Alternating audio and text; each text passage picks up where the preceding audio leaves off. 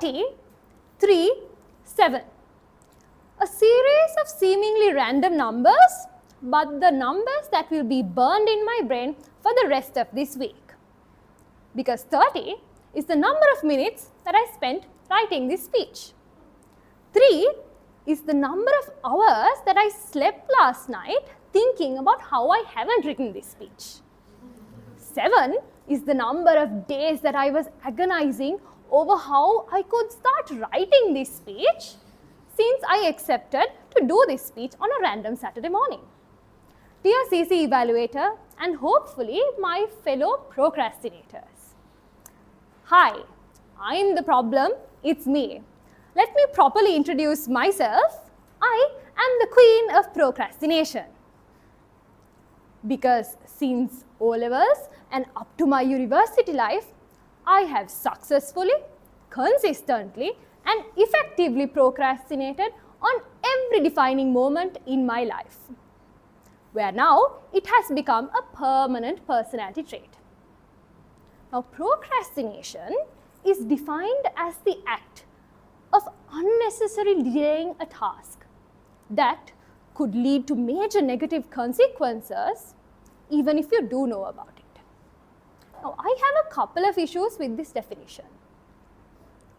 Issue number 1, the act of unnecessarily delaying a task. Now, our brains are wired to recognize instant gratification over delayed suffering.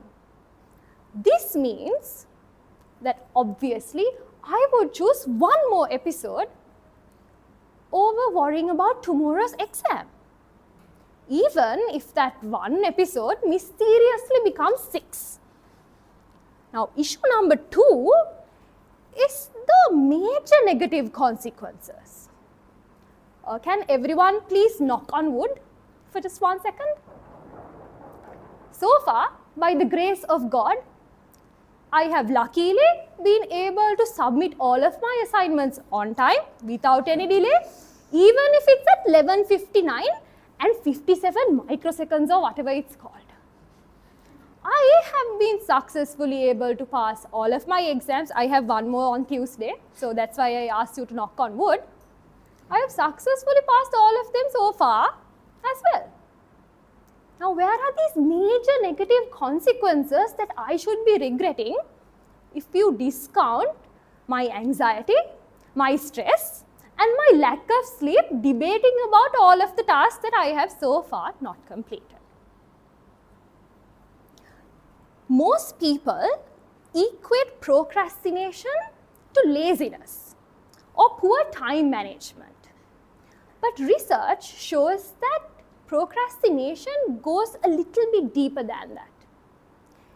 It actually can be a defense mechanism where you want to protect yourself from confronting some uncomfortable emotions, such as the fear of failure, the pressure of being a perfectionist, or the feeling of being overwhelmed of trying to carry the entire world on your shoulders. Because why would you willingly walk into the den of a tiger while you can be comfortably cocooned with your blankets in bed? Now, I might have spent last night watching a football match that frankly I have zero interest in, and just convincing myself that one more chapter at 2 a.m. is not going to affect the quality of this speech that I had not yet written. And now that I am older and hopefully a little more mature, I do realize that this is not something that I should be proud of. I am dangling on top of a knife that could anytime be turned upon me. And I know that this is not a healthy way to sustain myself going forward. So that's why I've been taking little steps to try to change myself, this defining part of myself. So I've been trying to break down these big tasks that look like the end of the world to me into smaller tasks that I can happily tick off my to-do list and call it a day. I have been trying something called positive reframing, where you convince your brain to the positive side of, hey, if you finish this task right now, you can have the entire weekend to yourself. Zero worries.